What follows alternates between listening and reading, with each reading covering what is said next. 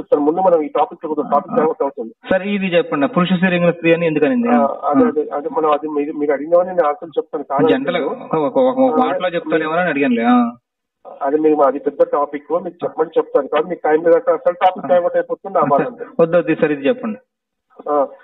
అయితే ఇక్కడ రాములు వారు మానవ రూపంగా వచ్చారు, ప్లస్ మానవ రూపంలో రాములు వచ్చారు కాబట్టి సీతమ్మ కూడా మానవ రూపంలో వచ్చారు. సీతమ్మ ఎవరో కాదు, విష్ణు భార్య, అంటే విష్ణు భార్య లక్ష్మీదేవి. ఆమె అయోనిజ అంటే ఏంటంటే ఎవరి గర్భంలో పుట్టలేదు ఆమె. ఇప్పుడు రాములు వారు ఒక గర్భంలో పుట్టారు కానీ సీతమ్మ వారు ఎవరి గర్భంలో పుట్టలేదు. ఆమె అందుకని అయోనిజ అంటారు. ఎలాగా తల్లి ఎవరు? భూదేవి అంటారు కదా, తల్లి ఎలాగా భూదేవి అంటారు కదా. తల్లి అంటే ఇప్పుడు పెంచిన తల్లి నిజంగా తల్లి భూదేవి కాదు, భూమిలో దొరుకుతుంది కాబట్టి ఆ భూదేవి తల్లి అంటారు. యాక్చువల్గా ఏంటంటే డైరెక్ట్ గా లక్ష్మీదేవి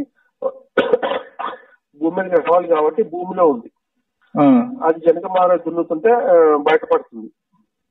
అప్పుడు భూమిలో వచ్చింది కాబట్టి భూదేవి కూతురు అని అంటారు. అట్లా ఇప్పుడు అలా నిజంగా అయితే డైరెక్ట్ అయోనిజ అనమాట, ఎవరి కూతురు కదా అయోనిజ అని.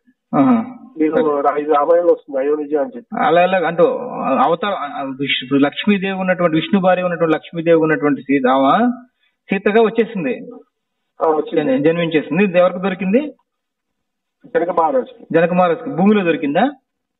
భూమిలో దున్నుతుంటే దొరుకుతుంది. ఓకే ఓకే సరే సరే. ఇప్పుడు ఒక మానవులు వచ్చారు కాబట్టి వాళ్ళ ప్రవర్తన గాని వాళ్ళ ఆహార్యం గాని వాళ్ళ ప్రతిది కూడా మానవులు ఎలా చేస్తే అలాగే ఉంటుంది అనమాట. ఓకేనా?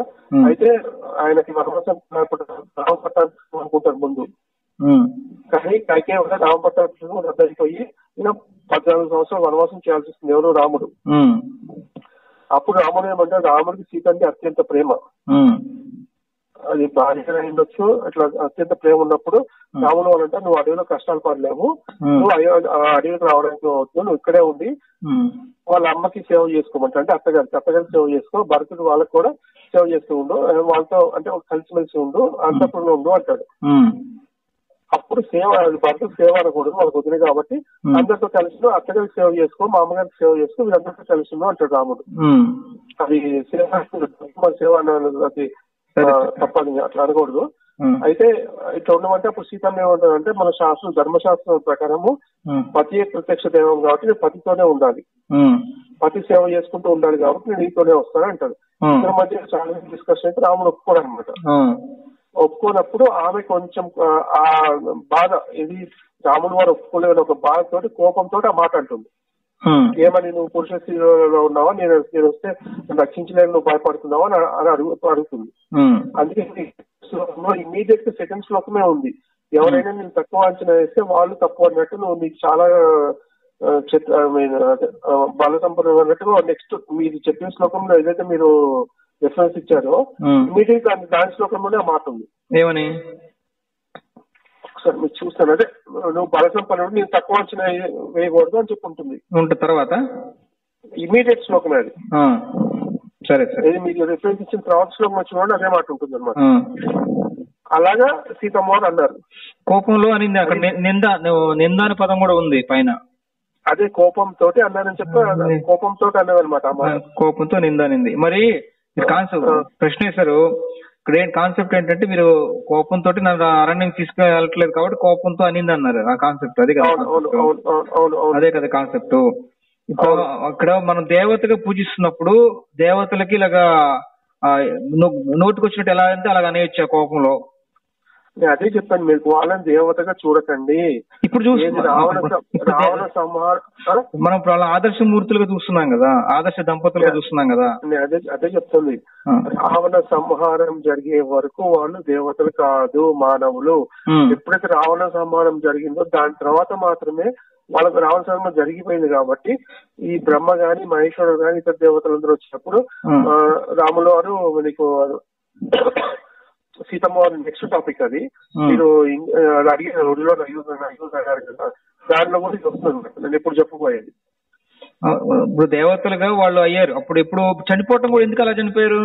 సముద్రంలో దూకి చనిపోయాడు కదా. ఆమెమో అక్కడ భూమికి వెళ్ళిపోయి భూమిలో కలిసిపోద్ది అంటారు. ఇప్పుడు ఈ 2 ప్రశ్నలు అడిగిన తర్వాత మీకు ఇప్పుడు అడిగిన చెప్తాను మీకు. సరే ఎందుకంటే ఇది క్లియర్ అవ్వడానికి చెప్తాను. అయితే మనం ఒక నిమిషం, వాళ్ళు దేవతలు అయిన తర్వాత మనం దేవతలుగా చూస్తున్నాం, బాగుంది. మరి వాళ్ళ జీవితాన్ని ఆదర్శంగా తీసుకోకూడదా? తీసుకోవచ్చు, ఎందుకు తీసుకోవాలి? మరి ఇక్కడ కోపంలో ఎలా మాట్లాడినా భార్య భర్తల మధ్య కోపంలో అలా మాట్లాడితే తప్పేం లేదా?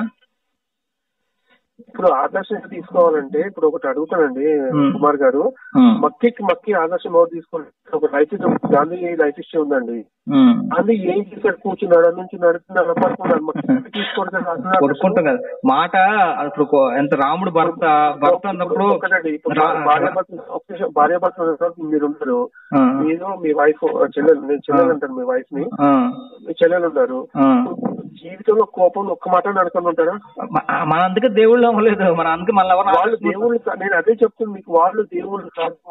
రావణ సంహారం జరిగే వరకు ఇప్పుడు భార్య భర్తలు మేము తిట్టుకున్నాము, మేము ఆదర్శమూర్తులం కాదు. ఎందుకంటే ఒకరికొకరు తిట్టుకుంటే లిమిట్స్ పురుష శరీరం గల స్త్రీ అనేది చాలా పెద్ద మాట కదా, అంత పెద్ద మాట అనొచ్చా? అదేనండి, అట్లన్నా రాముడు ఒప్పుకుంటాడని చెప్పి కొంచెం గట్టిగా మాట్లాడింది, బాధతోటి మాట్లాడుతుందన్న. ఇమీడియట్ గా నెక్స్ట్ శ్లోకంలో వివరణ ఉంటుంది. మీరు కనుక చదవగలిగితే మీరు ఇచ్చిన డిఫరెన్స్ లోనే వివరణ కూడా ఉంటుంది. సరేలేండి.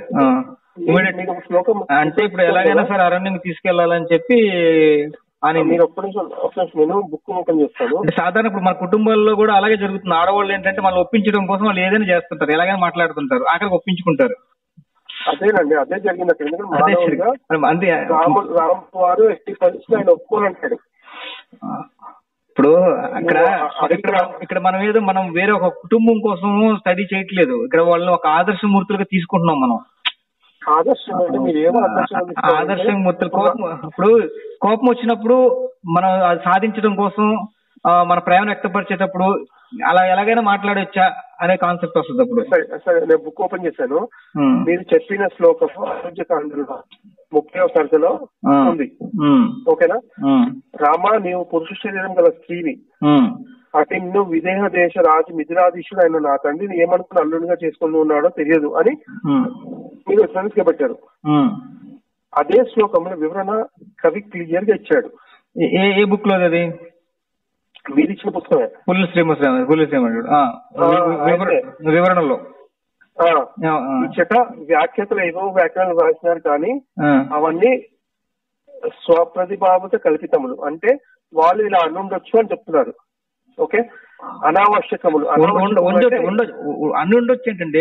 అన్నదానికి ఎక్స్ప్లెనేషన్ ఇస్తున్నాడు, ఎందుకు అలా అని దానికి అది బాగుంది. కానీ అనుండొచ్చు అంటే అసలు ఆ శ్లోకమే కల్పితం అయ్యి ఉండొచ్చు కదా. తప్పు అర్థం చేసుకో. అనుండొచ్చు అంటే సీతమ్మ అనలేదనో అన్నారనో కల్పించడం కాదు. ఆమె ఏ ఉద్దేశంతో అందో ఆ ఉద్దేశం కాకుండా వేరేది మనం కల్పించుకుంటామని అనేది చెప్పేది వాళ్ళు. మనం కల్పించుకోకూడదు అంటున్నాడు. సరే, అది చెప్పేది. మనము పిచ్చి పిచ్చి కల్పించుకోకూడదు, అసలు అర్థం ఏంటో అది మనము తెలుసుకోవాలని చెప్తున్నారు అక్కడ. కల్పించుకోవాలంటే మన శ్లోకం అన్నారు లేదు అనట్లేదు అక్కడ. ఏమని రాశారు చెప్పండి. కేవలం మానసిక ఆందోళనంతో రాముడితో ఈ సీత కేవలము అదే శ్లోకంలో ఉందన్నమాట, ఎక్కడో కాదు. సీత కేవలము తాత్కాలికమైన అంటే టెంపరీగా మానసిక ఆందోళనంతో ఈ విధంగా రాముడితో దురుసుగా మాట్లాడినదని చెప్పుటయ్యే యుక్తము. అంటే అట్లా చెప్పడమే కరెక్ట్. ఇట్లు మాట్లాడుట సహజమైనది కూడా. ముందుగా ఈ విధంగా పురుషంగా పలికిన వెంటనే, అంటే ఇలా మాట్లాడిన వెంటనే, కింద శ్లోకం చెప్పాను కదా మీకు, మాట్లాడిన వెంటనే నీవు తేజస్శాలివి కావని ఎవరైనా అనొచ్చు, అది అసత్యము అని సీతయ్య 4వ శ్లోకంలో చెప్పబోతున్నది. మీరు చెప్పింది 3వ శ్లోకం. 4వ శ్లోకం అనే అమోర్ చెప్పారు అనమాట. ఆ మాట 4వ శ్లోకంలో ఏముంది కూడా చదవండి, అక్కడ కిందే ఉంటుంది. కంపల్సరీ చదువుతాను. వాస్తవానికి నేను తాత్పర్యం చెప్తాను, శ్లోకం చదవట్లేదు. వాస్తవానికి నీవు నన్ను అడిగి తీసుకుని వెళ్ళకపోయినచో అందుకు కారణము నీవు తేజోవిహీనుడు అనుకుంటా కాదు. లోకంలో ఎవరైనా రాముని యందు తేజస్సు లేదని అజ్ఞానం అనొచ్చు, అది ప్రకాశించున్న సూర్యునిలోని తేజస్సు లేదు అని అన్నట్లు అసత్యమే. అంటే ఎగ్జాంపుల్ ఇచ్చారు, సూర్యునిలో తేజస్సు లేదని ఎలా అంటారో అలా నీలో తేజస్సు లేదు అనడం కూడా అంతే తప్పవుతుంది, అసత్యం అవుతుంది. అందుకే నీకు నన్ను తీసుకెళ్ళి వెళ్ళకపోవటకు పరాక్రమ విహీనత్వం కాదు, వేరే కారణం ఉండవలను. పరాక్రమ విహీనత్వం అంటే రక్షించుకోలేడు అని అర్థం అనమాట, అంటే పరాక్రమం లేదని. అది కాదు, ఇంకో కారణం ఏంటంటే అమ్మవారు ఎక్కడ కష్టాలు పడతారు అని చెప్పి అన్నారు అని అనింది. ముందు మాత్రం అలా అనేసింది. అదేనండి, అది ఎందుకంటే మీకు చెప్పారు కదా, క్లియర్ ఇన్ఫెక్షన్ కదా, పంతం తీసుకెళ్తే ఎలాగ అంటే కనుక కనీసం అలాగే అన్నప్పుడు బాత్వానికి తీసుకెళ్తాడని చెప్పి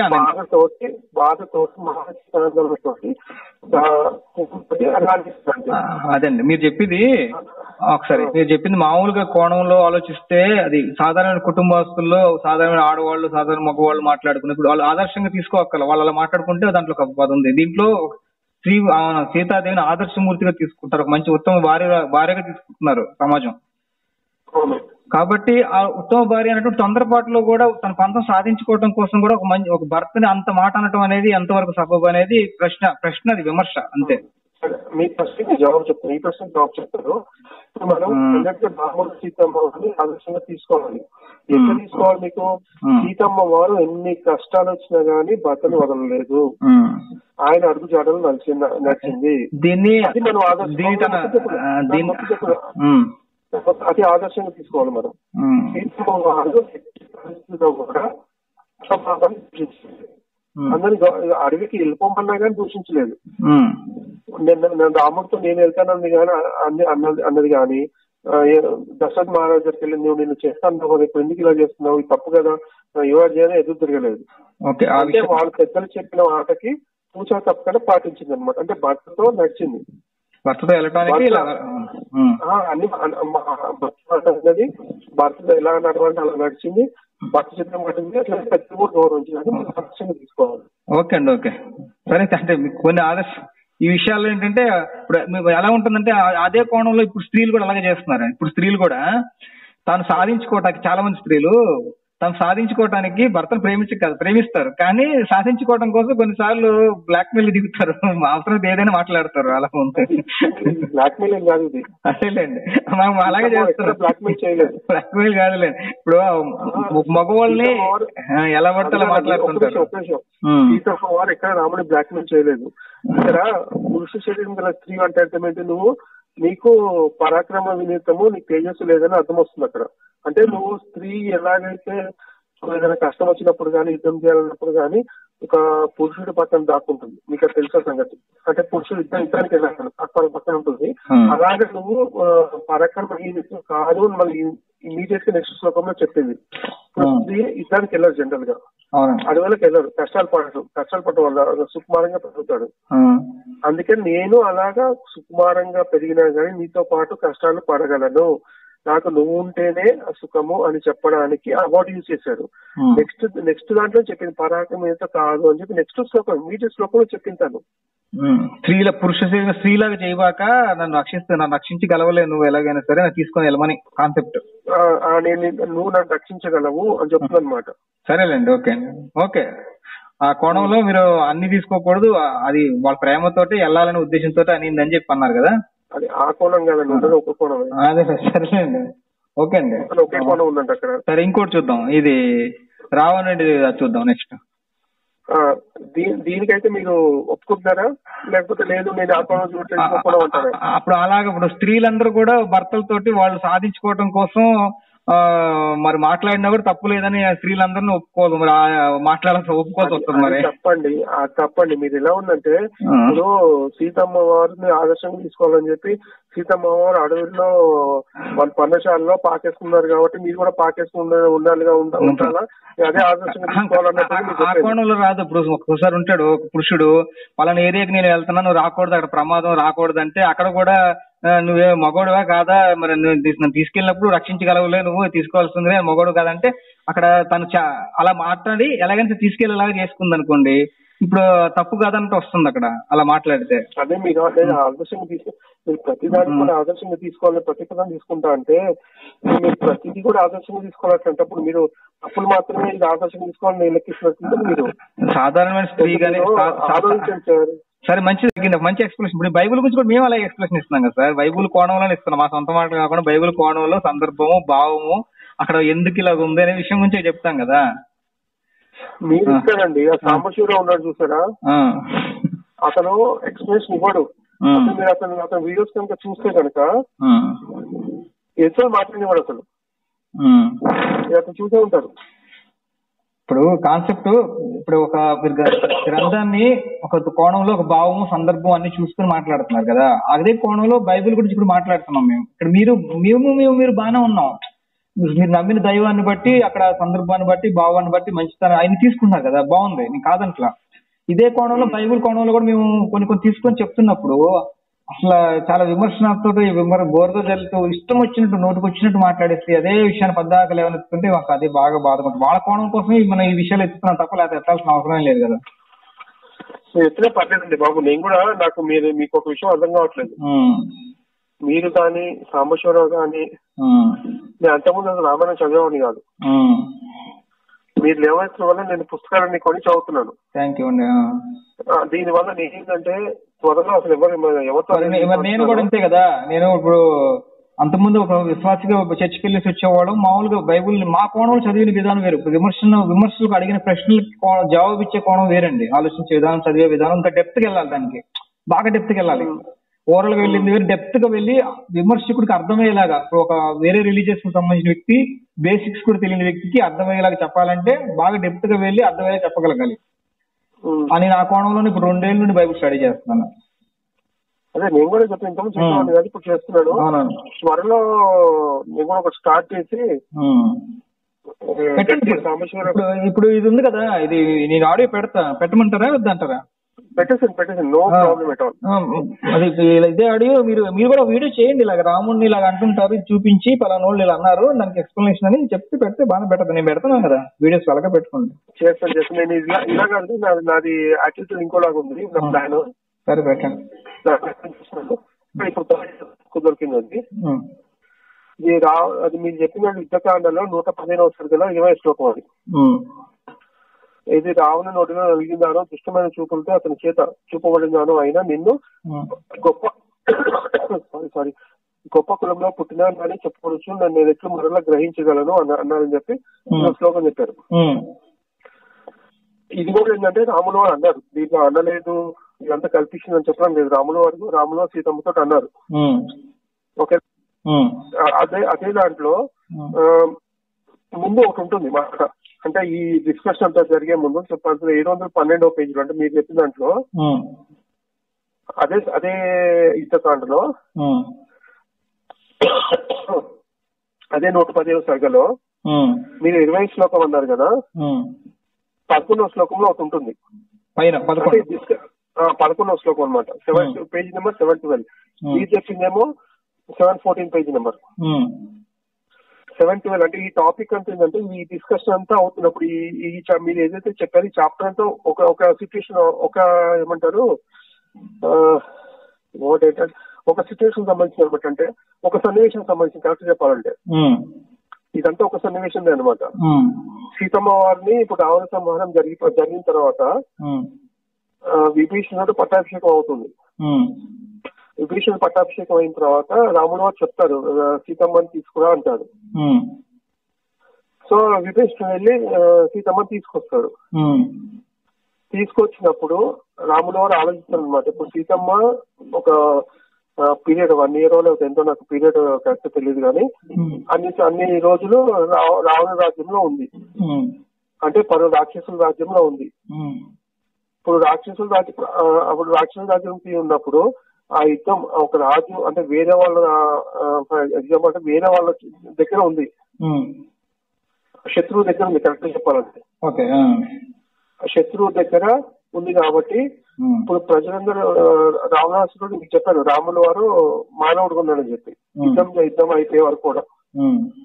ఓకేనా, జరిగినప్పుడు ఇప్పుడు ప్రజలు ఏమనుకుంటారు, మన రాణి వేరే వాళ్ళ దగ్గర ఉన్నప్పుడు తీసుకొచ్చి మళ్ళీ రాణి చేశాడు. అక్కడ ఆమె ఎలా ఉందో తెలీదు. అంటే మీకు ఫస్ట్ మీకు ఎక్స్ప్లెనేషన్ ఇస్తాను, తర్వాత మీకు అందులో చూపిస్తాను. ప్రజలు ఏదో అన్నారు, అప్పుడు ఏదో అన్నారు, ఎలా ఉన్నా సరే భర్తగా తన భార్య నీకు యాక్సెప్ట్ చేస్తున్నాడు. దాంట్లో ఎవరో అదే నా మొత్తం చెప్పండి, క్లియర్ గా చెప్తాను. సాధ్యమంతో షార్ట్ కట్ లో చెప్తున్నాను, చెప్పడానికి చాలా ఉంటుంది అనమాట. చెప్పండి.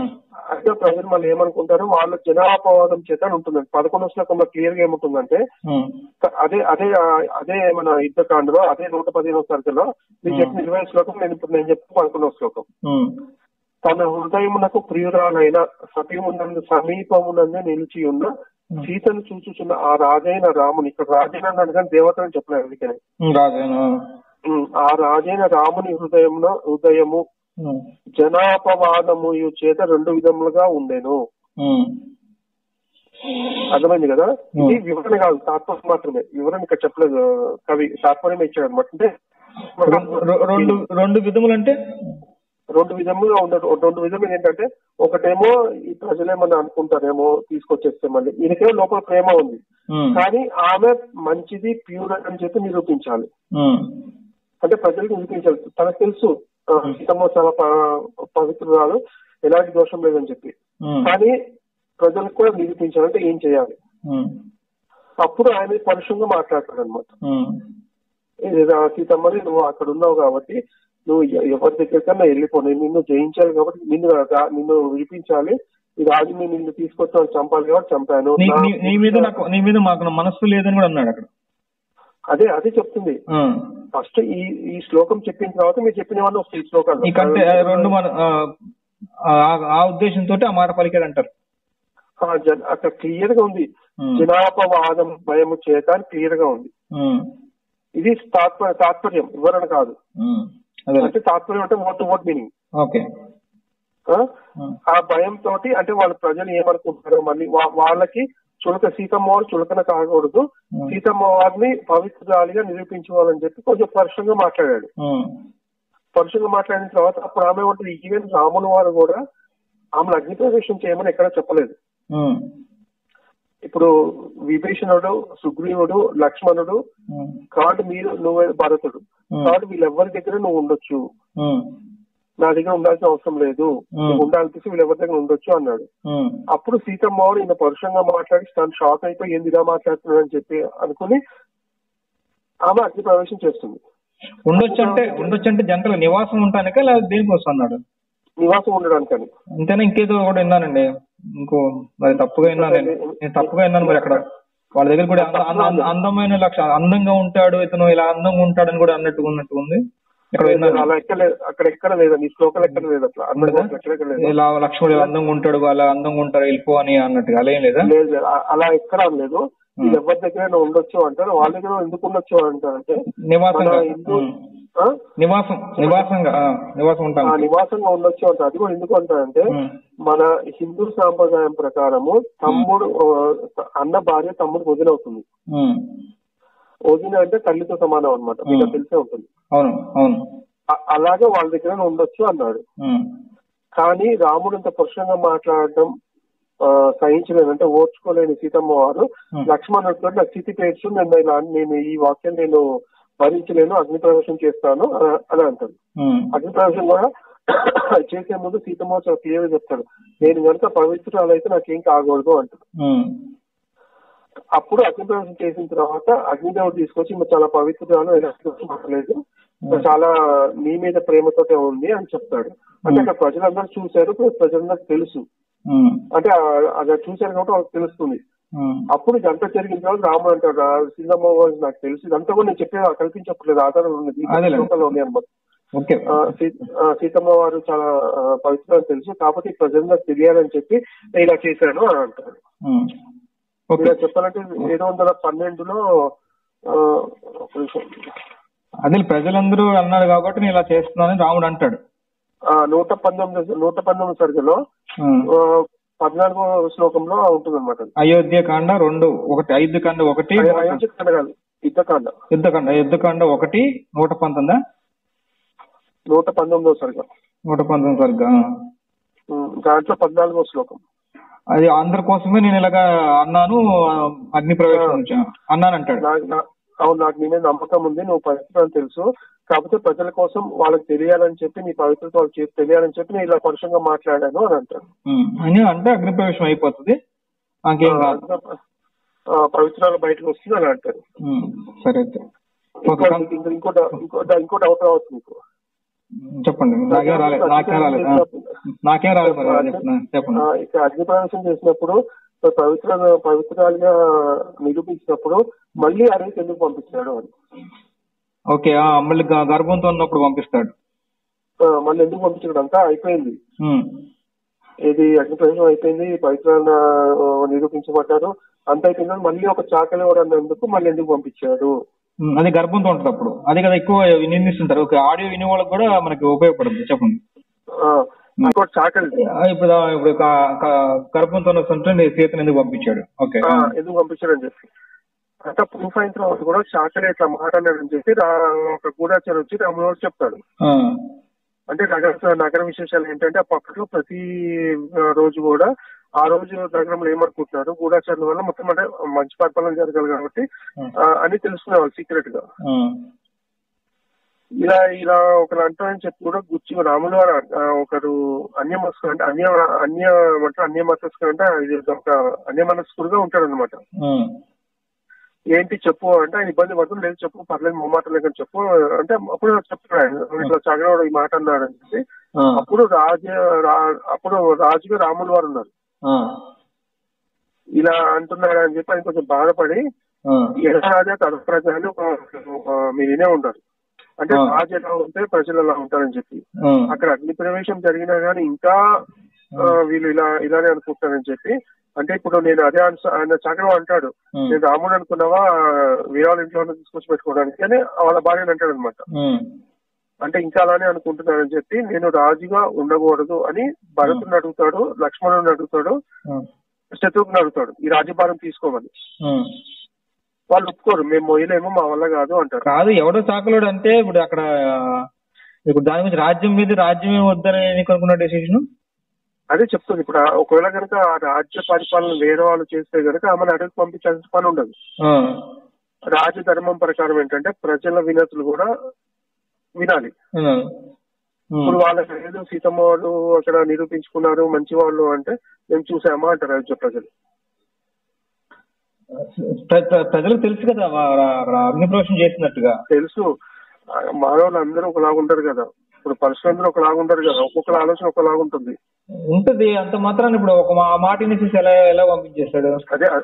అదే చెప్తున్నాను. ఒక రాజు ఏంటంటే ఎప్పుడు కూడా రాజు అనేది కూడా చాలా పవిత్రంగా ఉండాలి, ఇలాంటి దోషాలు అంటకూడదు, మంచిగా ఉండాలి అనమాట. దోషాలు అంటకూడదు, ఎవడో మాట అనేస్తాను దోషం అంటుందా ఏంటి. అదే సీతమ్మ వారి మీద ఒక అపవాదం ఉంది కాబట్టి అక్కడ జరిగింది, అపవాదం ఉంది కాబట్టి నిరూపించుకుంటున్నాడు, ఒక అపవాదం వచ్చింది కాబట్టి ఆమె రాణిగా లేకపోతే ప్రాబ్లం ఏం లేదు. రాజధర్మం ప్రకారం రాణిగా లేకపోతే ఎవరేమన్నా పట్టించుకోవాల్సిన అవసరం లేదు. అందుకే వీళ్ళందరినీ రాజ్యం మీరు పరిపాలించండి, వాళ్ళు మేమేం పరిపాలించడం వాళ్ళ కాదు అంటారు. అప్పుడు బాధతోటి ఇంకా రాణిగా ఉన్నప్పుడు ఇక అపవాదులన్నీ వస్తూ ఉంటాయి కాబట్టి రాణిగా మన రాజ్యం వదిలేస్తే కనుక సాధారణ వ్యక్తి అయితే కనుక పట్టించుకోరు, రాణి కాబట్టి పట్టించుకుంటారు అంటారు. రాణి కాబట్టి పంపించారు, అది కూడా పంపించారు. అడవుల్లో మన సినిమాలో చూపించినట్టుగా అడవులకు పంపించలేదు, వాల్మీకి ఆశ్రమంలో వదిలిపెట్టారు అనమాట. లక్ష్మణ్ క్లియర్ చెప్తారు. రాణిగా ఉన్నటువంటి ఆమె మీద అపవాదులు అనేది అలాగే ఉంటున్నాయి కాబట్టి రాణి స్థానం వద్దనుకుంటారు. రాజులకి ఒకటి వదులుకుంటే సరిపోయింది, తనతో కాపురం చేసుకుంటే అక్కడ ఉండొచ్చు, మళ్ళీ తనతో విడిగా ఎందుకు పంపించేస్తాడు. అందుకే అంటుంది రాజరికం వద్దని చెప్పి విరాలు తీసుకోమంటే తీసుకోరు. ఓకే లక్ష్మణుడు ముగ్గురు అడుగుతాడు, మీరు రాజ్య పరిపాలన చేయండి నేను వెళ్ళిపోతాను, ఇట్లా అపవాదులు రాకుండా ఉంటాయంటే వాళ్ళందరూ ఒప్పుకోరు, మా వల్ల కాదు పరిపాలించడం అంటారు వాళ్ళు. ఇంకా తప్పని పరిస్థితుల్లో సీతమ్మ అని పంపిస్తారు అనమాట. పంపించినా గానీ అప్పటి రాజుల ప్రకారం ఇంకొక ఏమైనా పెళ్లి చేసుకోకుండా ఏకపత్నిగా ఉండి ఆ సీతమ్మ వారి మధ్యలో తలుచుకుంటూ ఉంటాడు.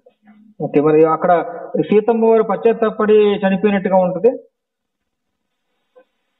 పశ్చాత్తాపడి శ్లోకం నేను చదివిన లెక్కలు అవన్నీ. సీత ఎలా చనిపోయింది? సీత రాముడని వదిలేసాడని ఆ కాన్సెప్ట్ లో చనిపోయిద్దాము. అవును, సీతమ్మ వారు అలానే అనుకుంటారు.